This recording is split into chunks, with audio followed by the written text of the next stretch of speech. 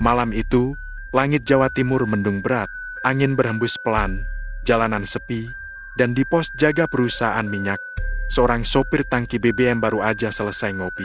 Harusnya dia udah pulang ke mes, tapi tiba-tiba, surat jalan itu datang.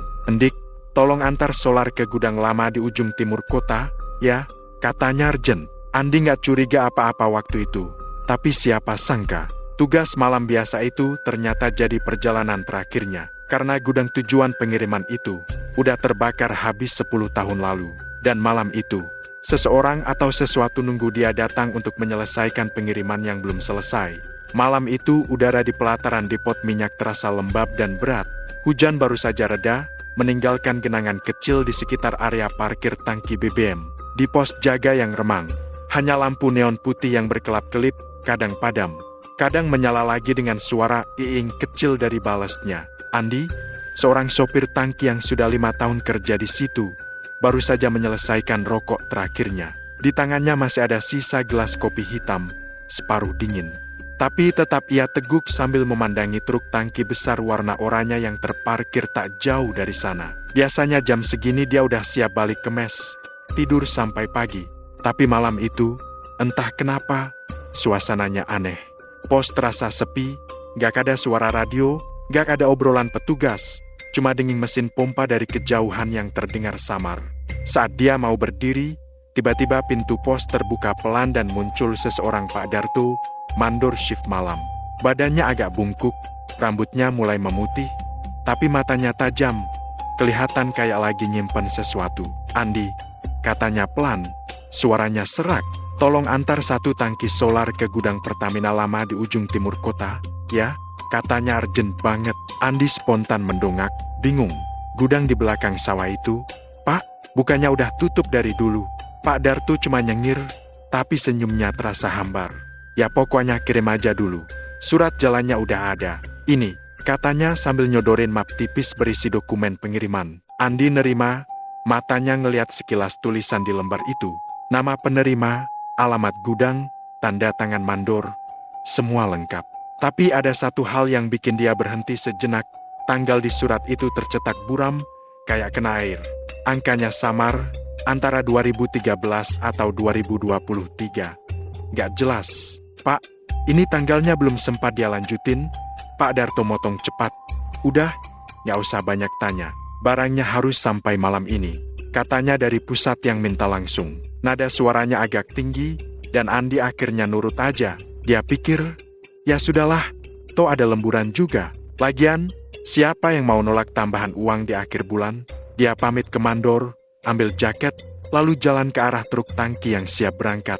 Begitu masuk kabin, dia sempat duduk diam sebentar, ngelihat cermin depan. Langit udah gelap total, awan hitam masih menggantung, sesekali kilat kecil muncul tanpa suara.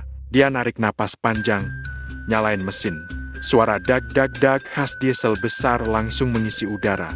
Wiper sekali 2 kali nyapu kaca depan yang masih berembun. Di dashboard, jam digital menunjukkan jam 23:12. Truk mulai melaju pelan keluar dari area depot. Gerbang besi besar otomatis terbuka, dan dari situ, Andi masuk ke jalan utama yang mengarah ke timur kota. Jalanan masih basah, memantulkan lampu truk jadi seperti bayangan oranye yang bergoyang di atas aspal. Biasanya jam segini masih ada 1-2 kendaraan lewat, entah mobil pribadi atau motor pekerja malam. Tapi malam itu aneh, kosong. Dari ujung ke ujung, gak ada satupun kendaraan lain. Lampu jalan sebagian mati, sebagian lagi berkedip kayak mau padam. Andi ngerasa hawa di kabin truk mulai dingin, padahal AC belum dia nyalain. Dia nyalain radio buat ngusir sepi, tapi cuma muncul suara gesekan frekuensi. Shh, kerkrok. Gak ada siaran apapun. Akhirnya dia matiin lagi, nyalain rokok, dan berusaha fokus di jalan. Beberapa menit pertama biasa aja, tapi makin lama, suasananya makin gak enak. Dari kaca spion kiri, dia ngelihat ada semacam cahaya kecil, kayak lampu motor dari jauh, ngikutin dari belakang. Andi pikir itu mungkin motor warga yang mau nyusul. Tapi anehnya, tiap kali dia rem pelan dan melambat, cahaya itu juga ikut berhenti. Dia ngerem lebih dalam, truk berhenti total. Dia nengok ke belakang. Gelap, gak ada apa-apa. Lampu itu hilang begitu aja. Setelah diam beberapa detik, Andi lanjut jalan lagi.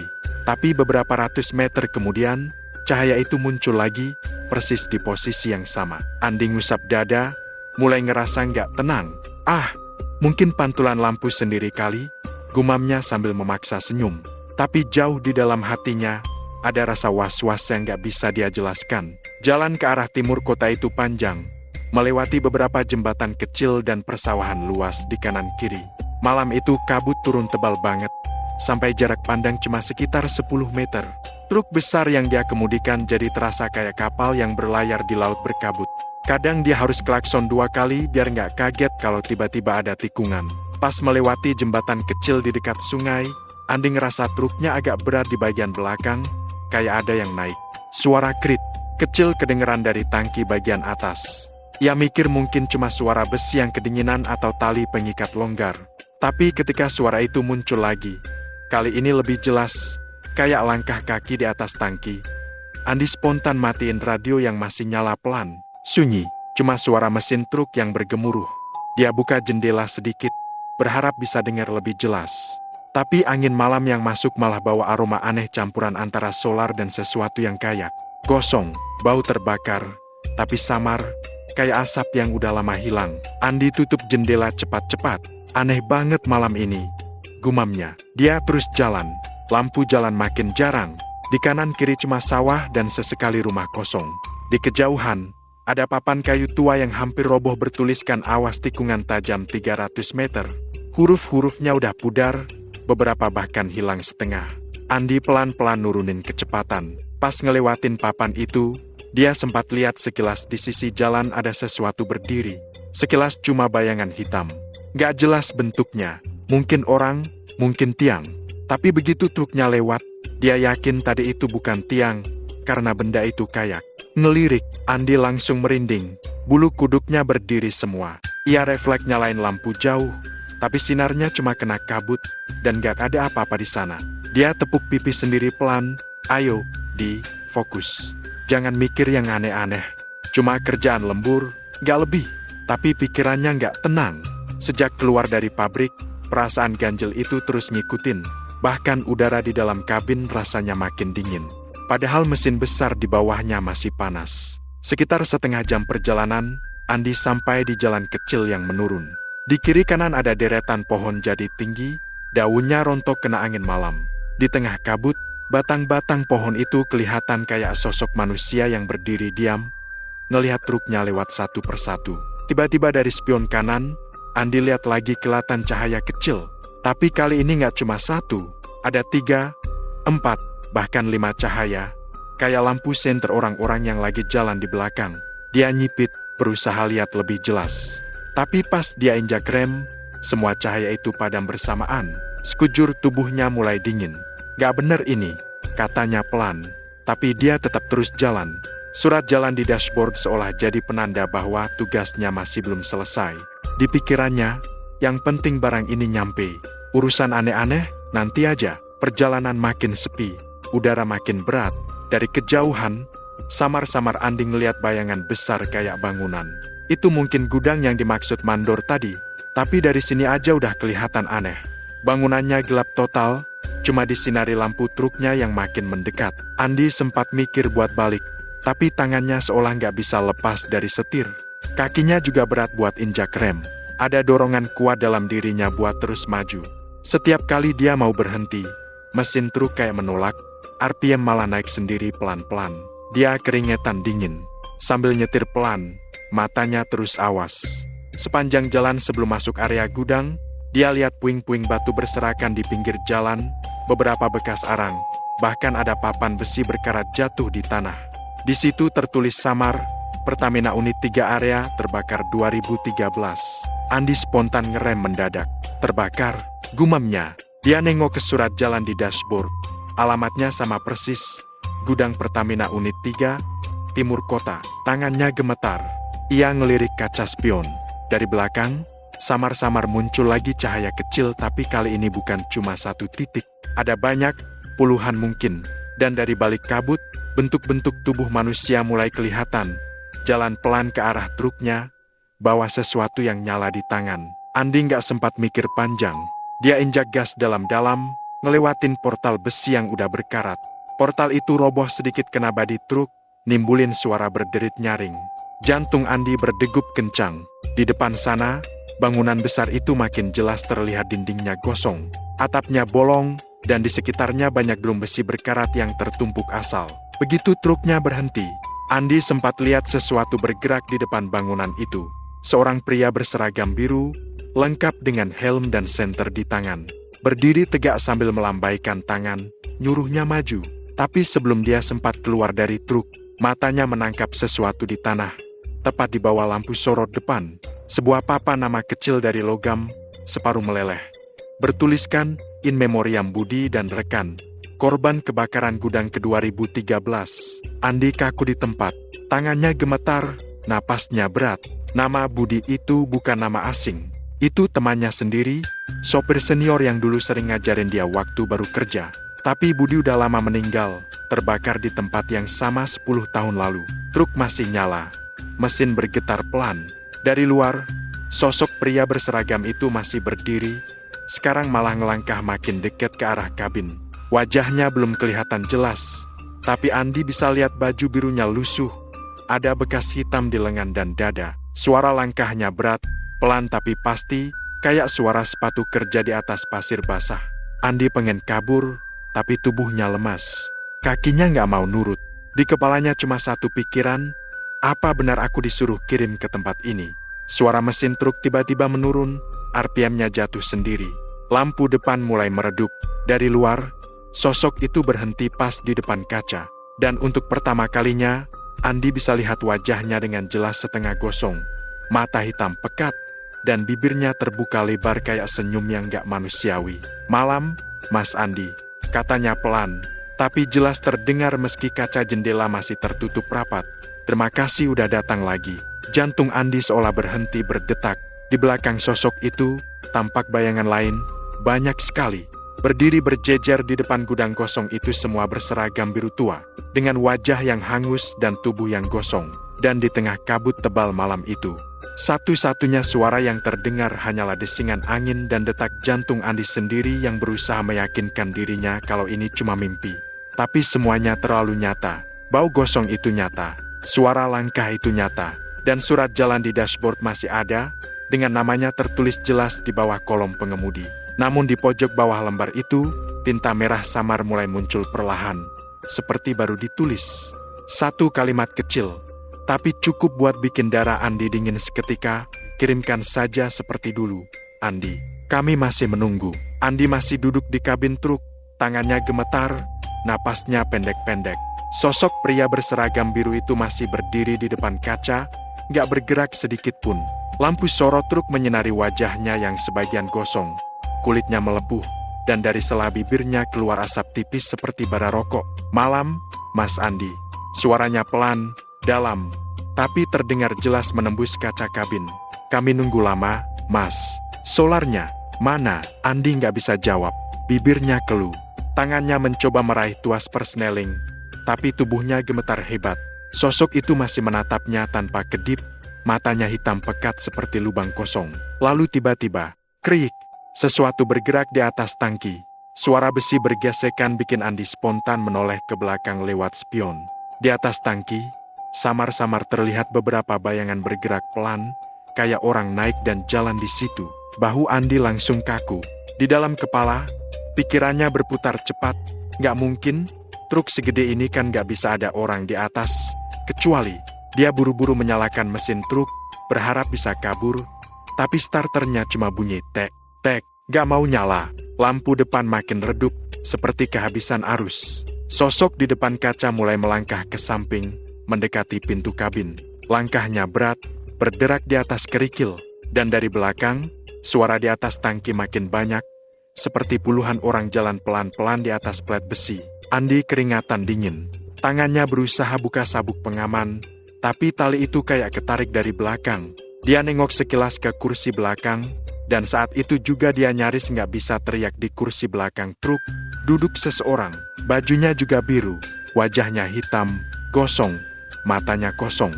Orang itu diam saja, tapi di dadanya ada name tag logam yang masih bisa terbaca meski gosong setengah. Budi. Andi refleks loncat keluar lewat pintu sebelah kanan. Kakinya mendarat di tanah basah, hampir terpeleset. Begitu dia berdiri, truk di belakangnya tampak jelas di atas tangki. Ada bayangan orang-orang berjalan pelan, sebagian tanpa kepala, sebagian tubuhnya gosong. Tapi mereka tetap bergerak, melangkah perlahan sambil bawa ember dan selang. Andi mundur beberapa langkah, sampai punggungnya nabrak drum besi berkarat. Drum itu roboh dan bunyinya keras sekali, bergema ke seluruh area. Dan seketika, semua sosok di atas tangki berhenti bergerak. Suasana hening banget. Hanya suara napas Andi yang tersengal-sengal terdengar di antara kabut. Lalu sosok di depan kabin, yang pertama kali menegurnya, bicara lagi. Kali ini nadanya lebih pelan, tapi jelas-jelas marah. "Mas Andi, kok kabur?" Solarnya belum diturunkan. Andi nggak tahan lagi. Dia muter badan, lari sekuat tenaga menjauh dari truk. Tapi baru beberapa meter, dia kepleset di lumpur, jatuh tersungkur. Saat bangun lagi, dia sadar, dia bukan lagi di jalan masuk gudang. Sekelilingnya berubah jadi area gosong, bekas terbakar. Tanahnya hitam, sisa drum dan pipa berkarat di mana-mana. Udara di situ bau solar busuk dan daging hangus. Dari arah gudang yang tinggal rangka, ada cahaya merah berkedip, kayak api kecil di kejauhan. Dan samar-samar, Andi mulai dengar suara orang-orang ngobrol pelan tapi bukan bahasa yang jelas. Seperti bisikan, cepat banget, tumpang tindih. Dia menutup telinga, tapi suara itu malah terdengar dari dalam kepalanya. "Turunkan, turunkan, turunkan." Lalu satu suara keras menggelegar di telinganya. "Mas Andi, turunkan SOLARNY sekarang." Teriakan itu bikin dia hampir pingsan. Andi menjerit dan lari lagi, tapi setiap arah yang dia ambil, ujungnya cuma kabut. Dia ngerasa kayak muter di tempat yang sama.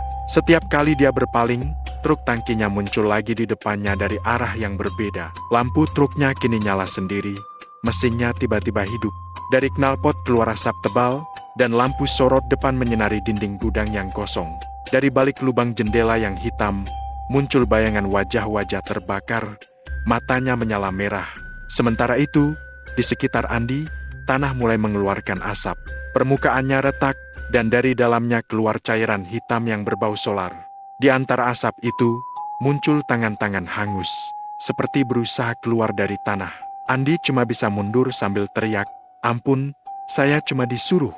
Pak, saya nggak tahu apa-apa." Tapi jawabannya cuma suara berat dari arah truk. "Kami juga dulu cuma disuruh, Mas Andi, dan kami juga nggak tahu. Kenapa harus mati di sini?" Suara itu disertai bunyi logam keras. Klang, valve tangki terbuka sendiri. Solar di dalamnya mengucur ke tanah, bercampur dengan cairan hitam yang keluar dari retakan. Dan seketika, semuanya terbakar. Api menjalar cepat, menyebar ke seluruh area gudang. Andi mundur terus sampai jatuh lagi. Api itu aneh. Warnanya bukan merah oranye seperti biasa, tapi biru kehijauan, menyala terang tapi nggak panas. Di tengah kobaran api itu, Andi lihat sosok-sosok berbaris. Puluhan pria berseragam biru, wajah gosong, berjalan pelan mengelilingi truk tangki, sambil bawa ember kosong. Mereka seperti sedang bekerja, tapi semua dalam diam. Andi cuma bisa nangis ketakutan. Saya cuma sopir, tolong jangan ganggu saya." Salah satu dari sosok itu berhenti tepat di depannya. Wajahnya rusak parah, tapi dari name tag-nya, Andi bisa baca samar tulisan Budi. Sosok itu menunduk, menatap Andi dengan mata kosong, lalu berkata dengan suara serak, "Masih ingat saya, Mas Andi? Dulu Mas sering numpang kopi di pos saya, kan?" Andi cuma bisa geleng-geleng lemah.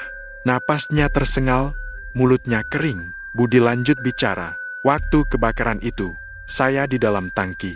Katanya ada perintah ngisi malam-malam. Katanya urgent. Tapi waktu saya nyalain pompa, semua meledak. Kami semua kebakar di situ, Mas. Dan yang aneh, dia mendekat, matanya makin hitam. Perintahnya atas nama kamu." Andi terperanjat. "Apa? Enggak, saya nggak pernah ngasih perintah apa-apa. Saya bahkan waktu itu lagi libur." Tapi Budi cuma senyum lebar banget sampai pipinya yang gosong robek. "Kalau bukan kamu, lalu siapa yang tanda tangan di surat jalan itu?" Andi refleks ngelihat ke dashboard truk, yang entah gimana muncul di depan dia lagi.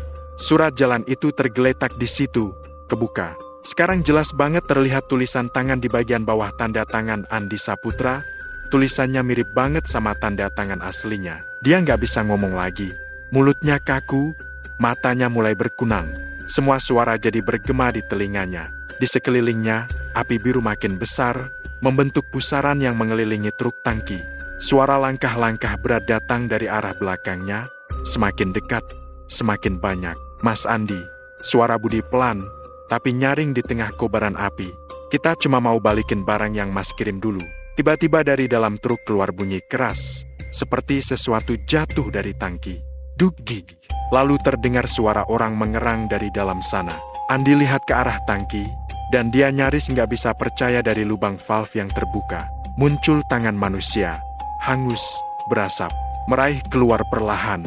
Andi berlari sekuat tenaga ke arah portal, tapi jalannya seolah tak berujung.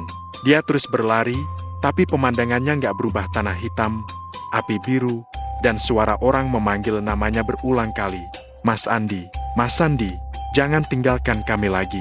Sampai akhirnya dia jatuh, terjerembab, dan kepalanya membentur sesuatu keras. Pandangannya gelap seketika. Ketika Andi sadar lagi, dia udah duduk di dalam kabin truknya. Mesin menyala, lampu depan terang, tapi udaranya udah tenang. Gak ada kabut, gak ada suara langkah, gak ada api.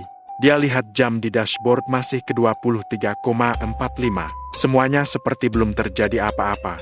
Tapi bajunya basah, tangannya gosong sedikit, dan di luar kaca, tanah di sekitar truk terlihat hitam hangus, seolah baru kebakar. Dia buru-buru buka pintu, turun, dan memeriksa sekeliling. Gudang itu tetap gosong seperti tadi, tapi nggak ada sosok siapapun di sana. Semua sepi. Hanya satu hal yang bikin dia nggak bisa berhenti gemetar. Di samping ban belakang truk, ada helm biru tua, penyok di satu sisi, dan di atasnya terukir tulisan samar dengan spidol putih Budi. Andi menatap helm itu lama banget. Di telinganya, suara kecil berbisik pelan, hampir tak terdengar. Terima kasih sudah datang lagi, Mas Andi. Suara itu lalu menghilang seiring hembusan angin. Tapi saat dia balik ke kabin dan menatap spion, di kursi belakang, ada sesuatu yang baru. Jaket kerja berwarna biru, dengan noda hitam gosong di bagian pundak. Dan di kantong jaket itu, selembar kertas keluar separuh, tertiup angin dari jendela. Andi ambil, pelan-pelan. Kertas itu adalah surat jalan. Tapi kali ini, bukan alamat tujuan gudang. Tulisan di tengahnya hanya satu kalimat besar berwarna merah, antar lagi besok malam. Andi nggak bisa tidur malam itu. Meskipun dia udah mandi berkali-kali, rasa panas dan bau solar gosong itu masih nempel di kulitnya. Di tangannya masih ada bekas gosong halus, kayak abis kena percikan api. Setiap kali matanya mulai merem, dia keinget lagi suara itu antar lagi besok malam. Dia duduk di ruang tamu kosnya, rokok hampir habis satu bungkus. Televisi nyala tapi nggak dia perhatiin. Hanya bunyi gemerisik dari kipas angin yang kedengaran, bikin suasana makin aneh. Sekitar jam 2 dini hari, HP-nya bunyi, nada dering pesan masuk. Pas dilihat, nomor pengirimnya nggak dikenal. Pesannya cuma satu baris. Mas, tolong pastiin tangki udah penuh. Besok malam jam 11 jalan lagi ke lokasi yang sama. Andi langsung berdiri, matanya melotot ke layar. Siapapun yang ngirim itu, tahu banget soal gudang itu. Padahal, laporan pengantaran malam tadi belum sempat dia kirim ke kantor. Dia coba bales pesan itu, tapi belum sempat diketik. Pesannya udah hilang sendiri dari layar. Andi ngelus wajahnya keras-keras. Ini nggak bener, gumamnya pelan. Gue nggak mau kesana lagi. Udah cukup. Tapi saat dia jalan ke dapur buat minum air, dia nyium bau yang sangat dia kenal. Solar. Kuat banget. Dia nengok ke arah pintu kamar. Lantai kamar yang tadinya kering, sekarang basah. Ada genangan kecil warna kehitaman di dekat kasur. Dia ngedekat pelan, dan begitu nyalain lampu kamar darahnya langsung dingin. Di atas kasurnya, ada jaket biru gosong itu lagi. Jaket yang tadi sore dia buang ke tong sampah depan kos. Dan di atas jaket itu, helm biru dengan nama Budi, yang tadi siang juga udah dia buang ke selokan belakang. Andi mundur, hampir jatuh. Dia buka pintu kamar, tapi lampu seluruh kos mati seketika. Gelap total, cuma sisa cahaya dari luar jendela yang temaram. Di tengah kegelapan, Andi dengar suara langkah kaki pelan banget dari arah kamar mandi. Klek, klek, klek. Langkah itu makin dekat. Lalu suara itu berhenti pas di depan pintu kamarnya. Andi nahan napas. Tapi tiba-tiba, pintu kamar ngetok 3 kali. Tok, tok, tok. Suaranya berat, lambat, kayak seseorang yang tangannya terbakar. Lalu terdengar suara serak dari luar pintu. Mas, truknya udah siap. Andi langsung loncat mundur. Siapa lu? Jangan bercanda. Jangan ganggu gue lagi. Tapi suara itu tetap ngomong pelan. Mas Andi, tangkinya penuh. Tapi kalau mas nggak antar, kami nggak bisa pulang. Andi udah mau teriak, tapi tiba-tiba HP-nya berdering lagi. Kali ini nomor kantor. Dia angkat cepat. Halo, halo, ini siapa? Suara di seberang tenang banget, tapi jelas. Andi, kamu bisa jalan malam ini, kan? Tadi ada surat jalan baru dari pusat. Tujuan sama, Gudang Barat. Tangki udah siap di parkiran. Andi bengong. Pak, tapi gudang itu kan udah terbakar 10 tahun lalu. Telepon hening beberapa detik, lalu suara di seberang menjawab dengan nada datar. Yang penting kamu antar aja. Surat jalan udah sah. Kamu tahu tugasmu, kan? Klik, telepon ditutup. Andi duduk diam lama banget. Badannya lemas, tapi hatinya ngerasa kalau ini semua belum selesai. Ada sesuatu yang lebih besar dari sekadar kejadian aneh. Keesokan malamnya, sekitar jam 10 lewat, Andi akhirnya datang ke garasi truk perusahaan. Parkiran sepi. Hanya satu tangki yang ada di situ, tangkinya sendiri. Warnanya kelihatan lebih kusam, tapi masih dengan plat nomor yang sama. Dia buka pintu kabin pelan-pelan. Bau solar langsung nyengat. Di kursi depan, ada map surat jalan warna kuning. Andi buka, dan di dalamnya cuma ada tulisan tangan besar di kertas putih. Gudang Barat 23,45 WIB. Jangan telat. Di bawahnya, tanda tangan yang sama seperti kemarin. Tapi kali ini, nama yang tertulis bukan Andi Saputra. Nama di situ adalah Budi Santoso. Andi merinding hebat. Tangannya dingin, tapi entah kenapa, dia tetap masuk kabin dan nyalain mesin. Mesin nyala halus, tapi di dalam kabin terasa panas, seperti ada hawa dari knalpot masuk ke dalam. Saat truk mulai jalan pelan ke arah barat, Andi sempat lihat sesuatu lewat kaca spion di belakang truknya. Di jalan parkiran yang gelap, terlihat bayangan seseorang berdiri, pakai seragam biru. Orang itu nggak bergerak, cuma ngeliatin truknya pergi. Perjalanan malam itu terasa panjang banget. Jalanan sepi, nggak ada kendaraan lain sama sekali. Radio di truk nyala sendiri, tapi yang keluar cuma suara statis. Kadang, di sela-selanya, ada suara orang bicara pelan. Panas. Cepat, pompanya bocor. Jangan nyalain api. Tolong. Tolong, Andi hampir banting radio itu, tapi tangannya malah gemetar. Setiap kali dia mau matiin, suara itu berubah jadi tangisan. Sampai akhirnya, truknya berhenti tepat di depan gerbang gudang yang sama. Gerbang besinya masih karatan, tapi sekarang terbuka lebar. Di dalamnya, ada cahaya kuning redup seperti lampu neon tua. Andi tarik napas panjang. Kalau ini mimpi, semoga cepat bangun, katanya lirih. Dia turun, bawa senter. Jalan pelan masuk ke area gudang. Anginnya diam, tapi udara di situ kayak berat banget. Bau asap solar dan abu bekas bakaran masih terasa. Tiba-tiba, dari arah dalam gudang, terdengar suara besi diseret. Keriyit, keririt. Andi nyorot senter ke arah suara itu. Dan dia ngelihat sesuatu yang bikin lututnya langsung lemas. Ada truk tangki lain, identik dengan truknya, tapi udah gosong parah.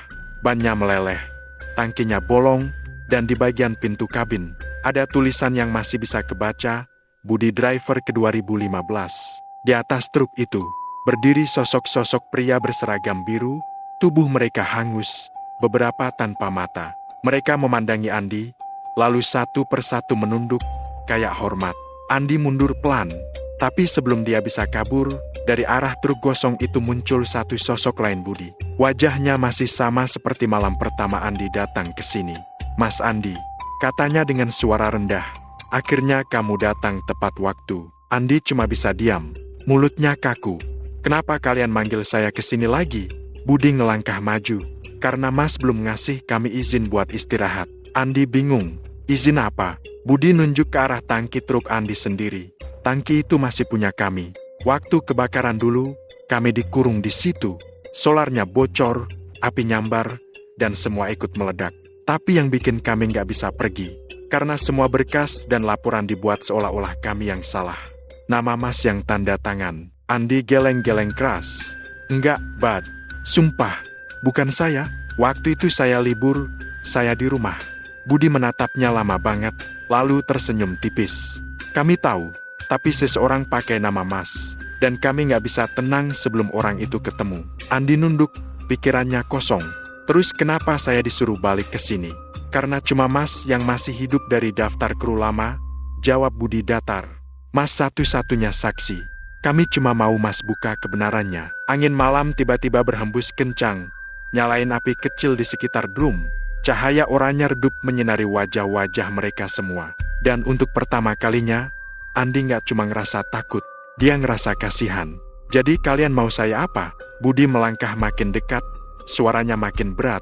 Datang ke kantor pusat, buka arsip tahun ke 2015. Di sana ada nama orang yang bikin laporan palsu atas nama Mas. Kalau Mas nggak lakuin itu, matanya berubah hitam legam. Kami bakal datang lagi. Tiap malam, seketika, semua sosok itu lenyap. Angin berhenti. Lampu senter Andi padam sendiri. Saat dia buka mata lagi, dia udah duduk di kabin truk. Mesinnya mati, dan di luar cuma gelap. Tapi di dashboard, surat jalan kuning itu berubah di bagian bawahnya sekarang tertulis tulisan tangan samar. Buka kebenaran, atau kami ikut pulang. Pagi itu, Andi datang ke kantor pusat dengan wajah pucat. Matanya sembab karena nggak tidur semalaman.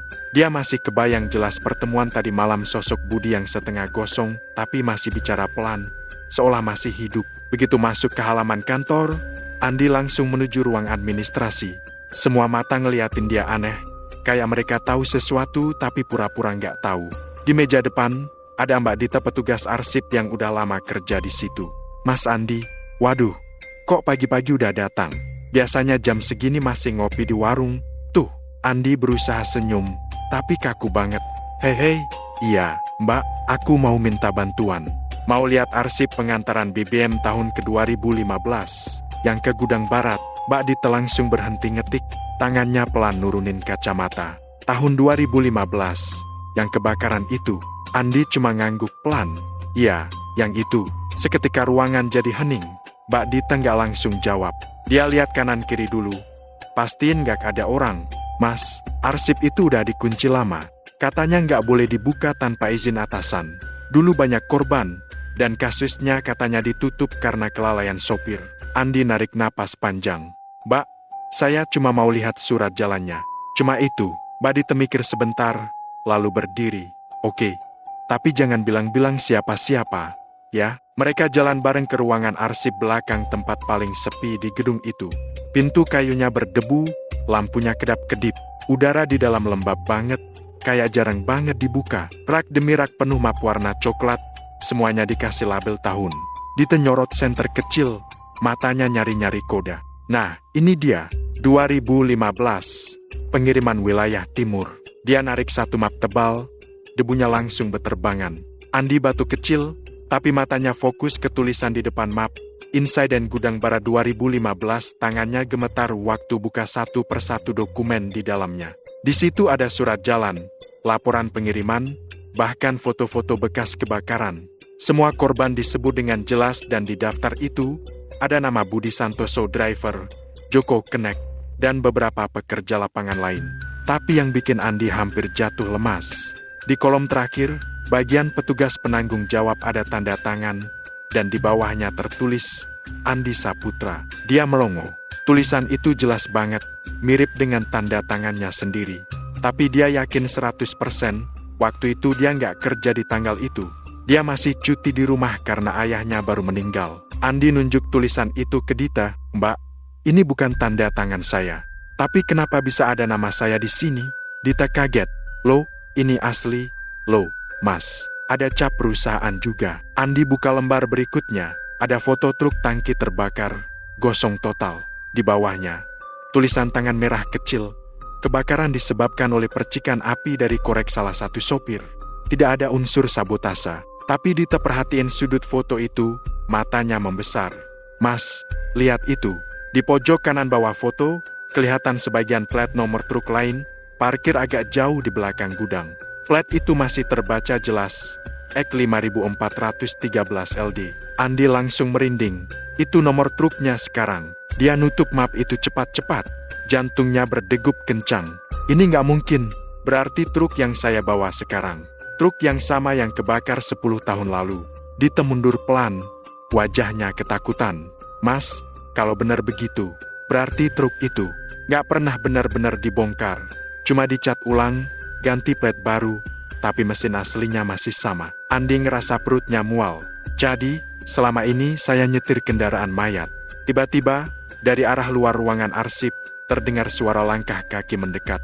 Berat banget. Suara sepatu kulit ngetuk lantai, ritmenya pelan tapi mantap. Tok, tok, tok. Mbak Dita langsung matiin senter dan nyenggol Andi biar diam. Mereka ngintip dari sela pintu yang sedikit terbuka.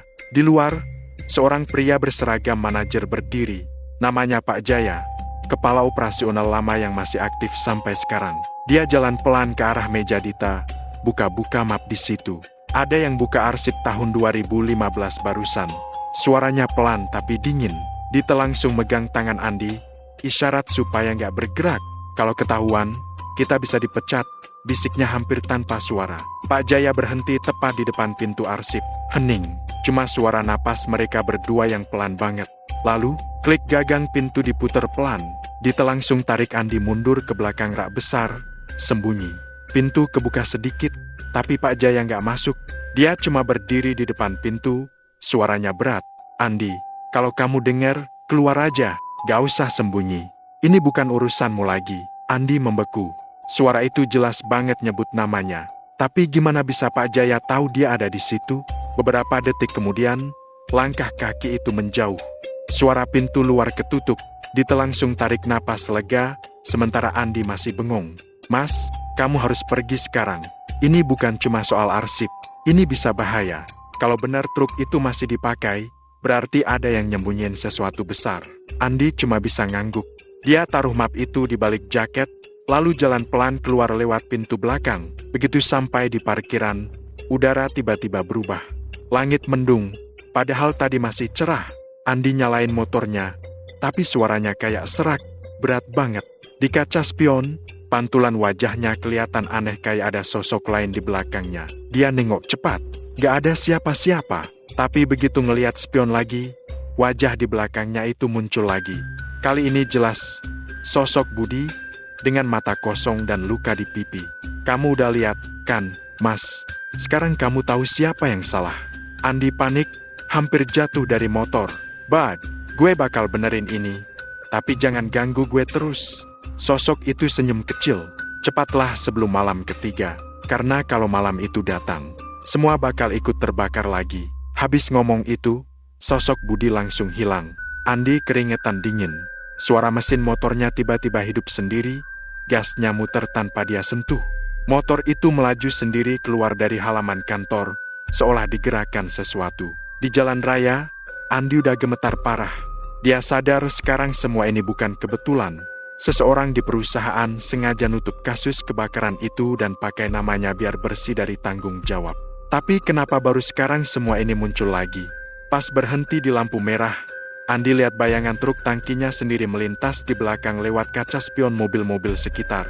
Padahal truk itu seharusnya masih di parkiran kantor.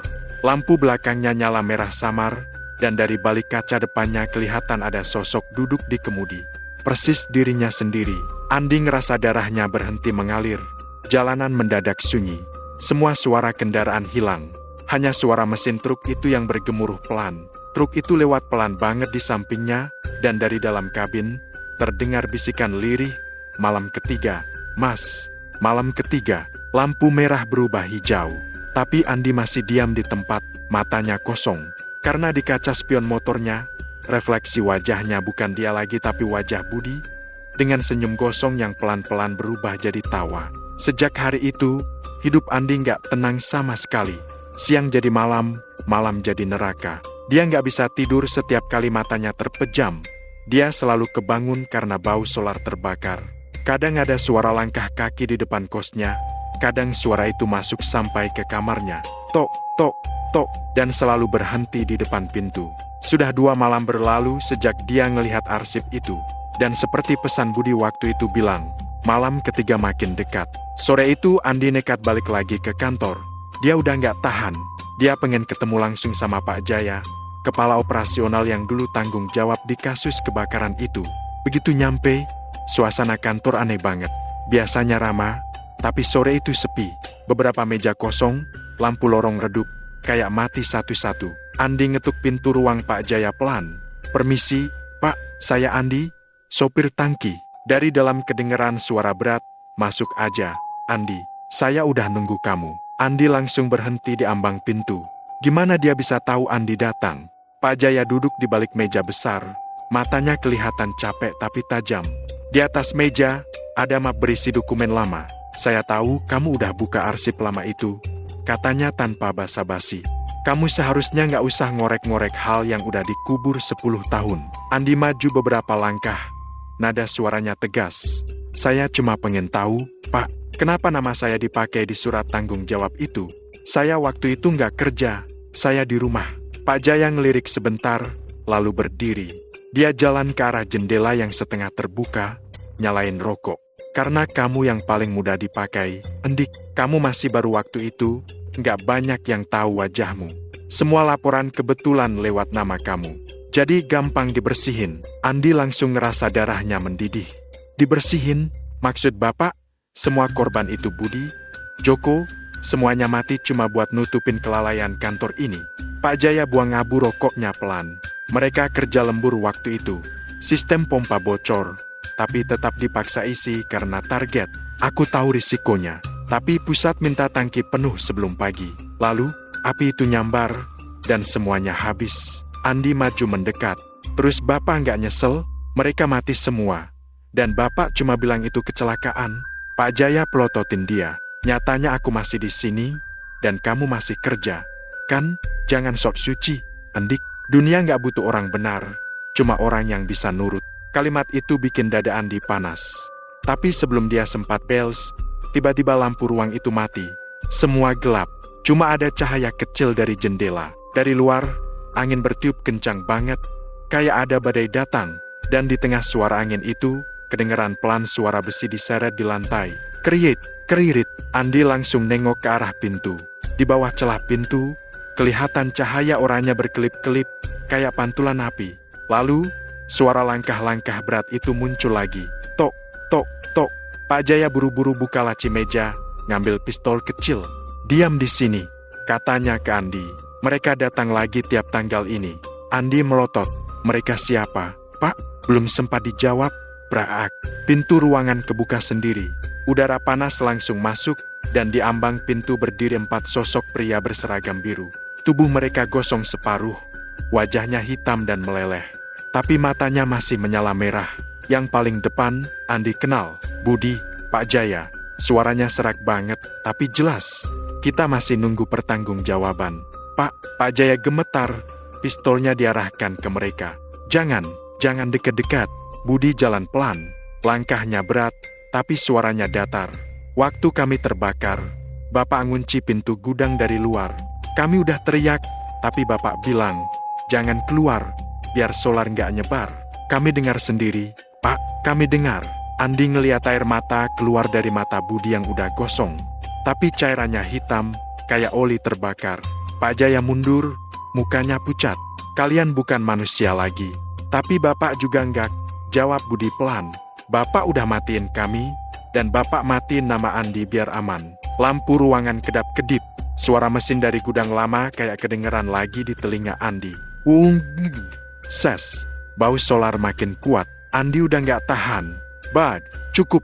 Kalau kalian mau keadilan, saya bantu. Tapi jangan begini." Budi nengok ke Andi. Matanya redup, suaranya pelan. "Kami cuma mau satu hal, Mas. Biarkan dia ngerasain panas yang kami rasain 10 tahun lalu." Seketika ruangan itu bergetar hebat. Api keluar dari lantai, naik cepat banget, nyambar kerak berkas, meja, bahkan tirai jendela. Andi langsung nyungsep ke lantai, ngebentengin kepala. Pak Jaya teriak-teriak, tapi suaranya ketelan sama bunyi letupan. Tolong aku gak mau mati." Tapi sosok-sosok itu cuma berdiri, dikelilingi api, tanpa terbakar sama sekali. Budi ngeliatin Andi sebentar, lalu ngomong pelan, suaranya kayak bisikan di telinga, "Pergi, Mas, sekarang." Sebelum mereka ngambil kamu juga. Andi bangkit, lari ke pintu belakang. Dia sempat nengok sekali Pak Jaya masih teriak sambil megang wajahnya yang mulai kebakar. Api makin besar, dan ruangan itu meledak kecil. Andi jatuh di luar, batuk hebat. Dari balik jendela, api membakar habis kantor itu. Orang-orang mulai datang, teriak minta tolong. Tapi Andi cuma duduk diam. Dia tahu itu bukan kebakaran biasa. Itu pembalasan. Malam makin larut. Sirina pemadam berdatangan. Semua sibuk nyelamatin arsip dan alat. Tapi Andi cuma lihat satu hal dari balik asap dan api. Ada 4 sosok berseragam biru jalan menjauh dari gedung itu. Perlahan hilang di kegelapan. Dan yang terakhir nengok ke arahnya. Budi. Dia angkat tangan.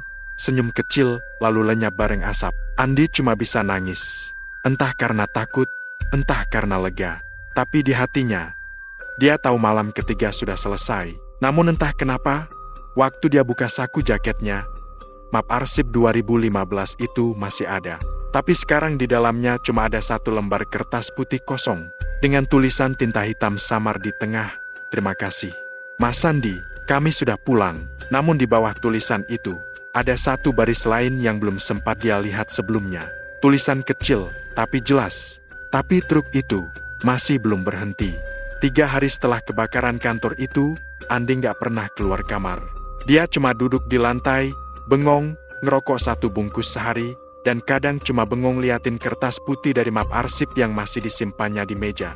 Tulisan di tengahnya masih sama, "Kami sudah pulang." Tapi setiap malam, tulisan itu berubah sedikit kayak tinta baru yang muncul sendiri.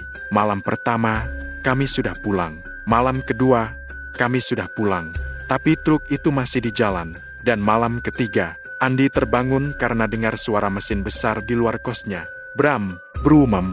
Suara itu berat banget, khas suara truk tangki solar. Dia pelan-pelan buka jendela. Dan di sanalah, di pinggir jalan depan kosnya, ada truk tangki oranye parkir pelan. Lampu sorotnya redup.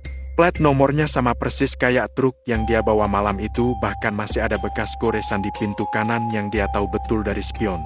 Masalahnya, truk itu harusnya udah dibakar habis di gudang malam itu. Andi ngerasa tenggorokannya kering banget. Tapi anehnya, dia malah buka pintu kamar dan jalan keluar pelan-pelan.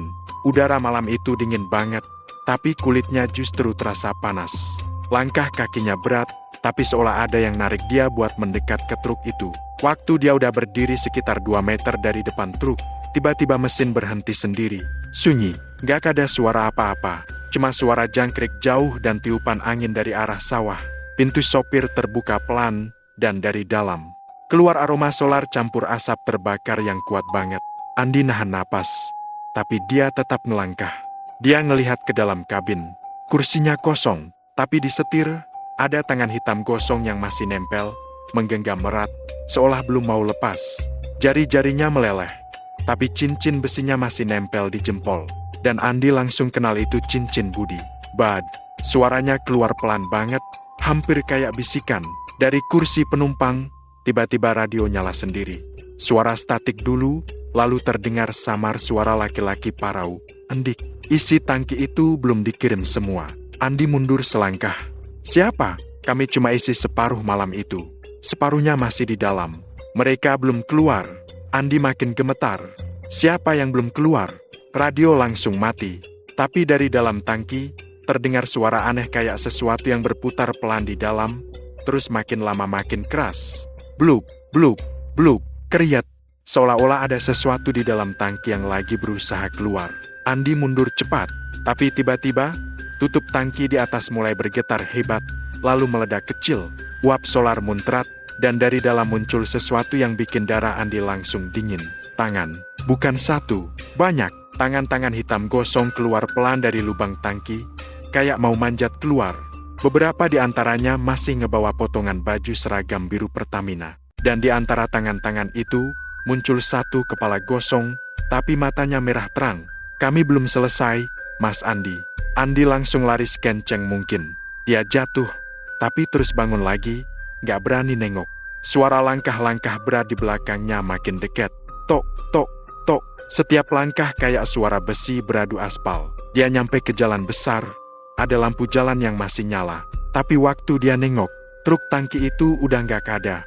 Kosnya pun gelap total, kayak nggak pernah ada kehidupan di sana. Andi gemetar, ambil napas susah. Dia ngerasa kayak lagi di dunia lain. Jalanan sepi, udara panas, tapi angin berhembus kayak lewat di telinganya. Dan di ujung jalan, ada cahaya kecil. Truk tangki itu muncul lagi. Jalan pelan, tanpa sopir. Tapi arah jalannya bukan ke kota, ke arah sawah belakang. Ke tempat gudang lama dulu berdiri. Andi tahu kalau dia harus ngikutin, entah kenapa. Dia ngerasa, kalau malam ini dia nggak beresin semua, dia nggak bakal hidup tenang lagi. Dengan langkah gontai, dia jalan ngikutin truk itu dari jauh. Setiap beberapa detik, dia dengar suara pelan dari arah tangki. Masih ada yang belum diserahkan. Dan setiap kali lampu belakang truk itu berkedip, Andi ngeliat sekilas bayangan 4 orang duduk di atasnya. Semuanya berseragam biru. Semuanya gosong. Jalan makin sempit. Rumput tinggi di kiri kanan. Suara jangkrik berhenti semua. Langit malam gelap banget. Awan nutupin bulan. Dan di ujung jalan, Andi lihat bangunan tua berdiri di sana. Gudang itu, gudang Pertamina lama. Padahal tempat itu udah terbakar habis dan diratakan. Tapi malam itu, di depan mata Andi, bangunan itu berdiri lagi utuh. Pintu besinya masih sama, cat merahnya pudar, dan di atasnya ada tulisan samar, Depo BBM Gudang Timur. Truk tangki itu berhenti di depan pintu, lalu mesin mati sendiri. Andi berdiri sekitar 10 meter dari situ, nggak berani mendekat. Tapi tiba-tiba, pintu belakang tangki kebuka pelan, dan dari dalam keluar suara berat, parau, tapi familiar banget. Endik, waktunya ngelanjutin pengiriman yang belum selesai. Itu suara Pak Jaya. Andi ngerasa jantungnya berhenti sesaat. Dia ngeliat ke arah tangki dan benar. Dari dalam tangki, muncul sosok Pak Jaya. Tapi tubuhnya hitam terbakar. Separuh mukanya cair kayak lilin. Matanya merah menyala. Tapi bibirnya masih bisa senyum. Solar ini belum semua dikirim. Endik, kita harus nyerahin ke tempatnya. Andi mundur pelan. Matanya masih fokus ke makhluk itu. Pak, gudang ini udah nggak ada? Pak, ini cuma kenangan. Bukan kenangan, Endik. Ini sisa tanggung jawabmu. Suara itu makin pelan. Tapi anehnya menggema di kepala Andi. Tiba-tiba tanah di sekitar gudang mulai bergetar. Dan dari sela-sela tanah muncul api kecil. Satu persatu, kayak nyala ubur. Dari dalam gudang, terdengar suara mesin hidup lagi. Dan bau solar terbakar menyebar kemana-mana. Andi udah pengen kabur, tapi kakinya nggak bisa gerak. Badannya gemetar, matanya panas.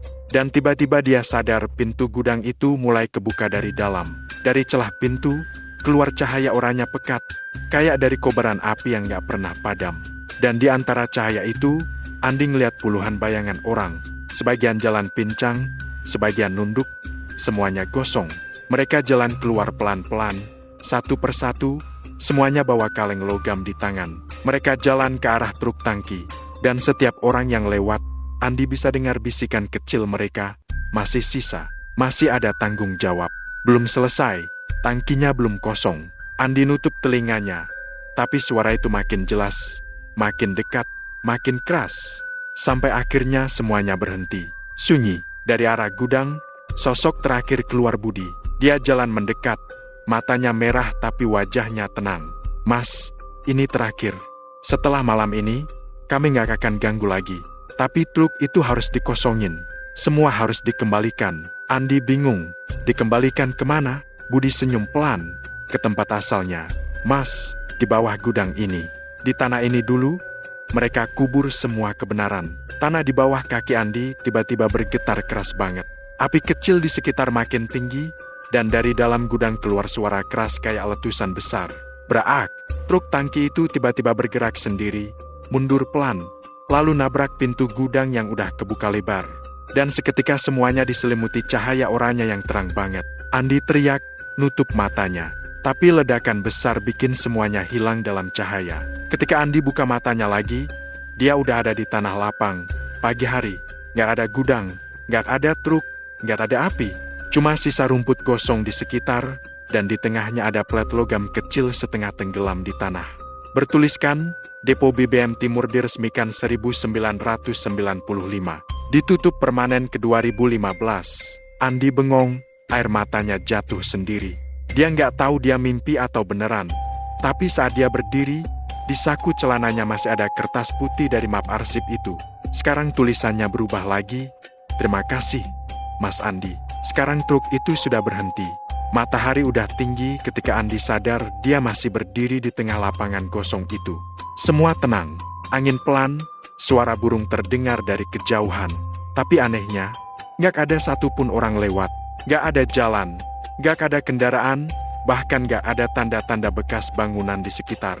Seolah-olah gudang itu gak pernah ada. Dia pelan-pelan jalan ke arah jalan utama, tapi makin jauh dia melangkah, makin aneh rasanya. Langit di atas kelihatan normal, tapi udara di sekitarnya kayak beku.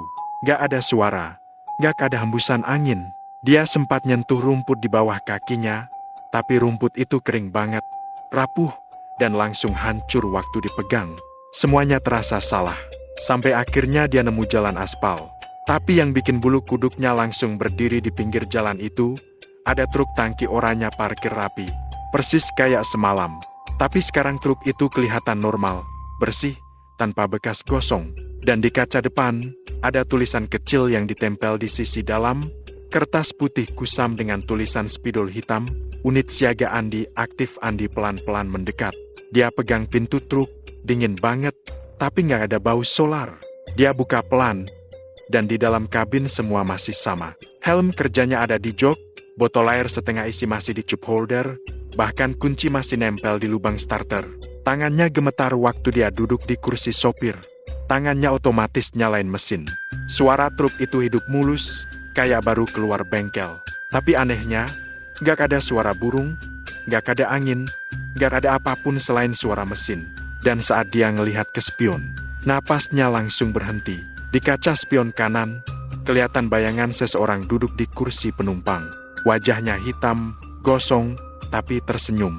Budi, udah selesai, Mas. Sekarang giliran Mas istirahat. Andi langsung nengok ke samping kursinya kosong. Dia nutup mata, narik napas panjang.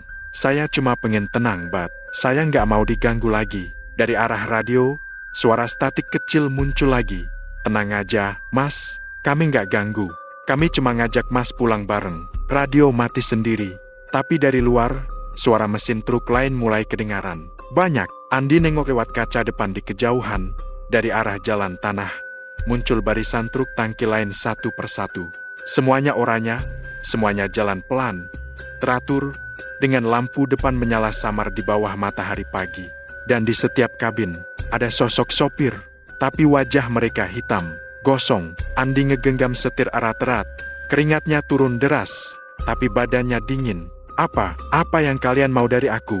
Suara Budi muncul lagi, pelan banget, kayak bisikan yang datang dari belakang telinganya. Kami udah dapat yang kami mau, Mas. Tapi giliran Mas sekarang yang nyetir. Andi kaget, nengok cepat ke belakang dan di situ dia lihat kursi sopirnya udah kosong. Tangannya sendiri nggak ada. Dia lihat ke bawah, tubuhnya makin transparan, pelan-pelan hilang, kayak kabut yang disapu angin. Dari arah depan, salah satu truk di barisan itu klakson pelan, lalu berhenti tepat di depannya. Andi ngeliat plat nomornya, lebar 9043 ek plat truknya sendiri. Tapi di kursi sopir truk itu, udah ada orang lain. Sopir baru, wajah muda, berseragam biru terang. Andi mau teriak, mau bilang jangan naik, tapi suaranya nggak keluar. Sopir muda itu masuk ke kabin, nyalain mesin, dan truk tangki mulai jalan pelan lagi ke arah timur. Dan di kaca spion belakang, dia bisa lihat di atas tangki, duduk 4 sosok hitam gosong yang dia menatap ke arah jalan.